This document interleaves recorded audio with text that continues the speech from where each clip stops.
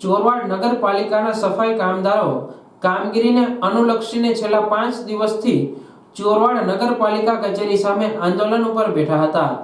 હડતાલને લઈ શહેરમાં જાહેર રસ્તાઓ પર ગંદકી વધતી હતી, જેથી રોગચાળો ફેલાય તેવી સંભાવના વધી હોવાના કારણે નેવું સોમનાથના ધારાસભ્ય વિમલભાઈ ચુડાસમા દ્વારા આંદોલન ઉપર બેઠેલા સફાઈ કામદારોની રૂબરૂ મુલાકાત લઈ સુખદ સમાધાન કરાવ્યું છે।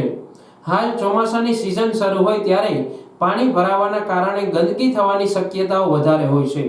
ઉપરથી ચોરવાડ નગરપાલિકાના સફાઈ કામદારોએ છેલ્લા 10 દિવસથી સફાઈની કામગીરી બંધ કરી હતી।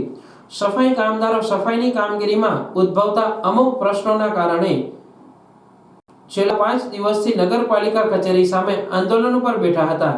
ત્યારે શહેરમાં ગંદકી ન થાય અને વ્યવસ્થિત દૈનિક સફાઈ થઈ શકે તેવા ઉમદા હેતુથી યુવા ધારાસભ્ય દ્વારા ચોરવાડ નગરપાલિકા કચેરીએ જઈ સફાઈ કામદારોની મુલાકાત લઈ તેઓના પ્રશ્નો સાંભળી નગરપાલિકાના અધિકારીઓની સમક્ષ સુખદ સમાધાન કરી આંદોલનનો સુખદ અંત લાવ્યો હતો।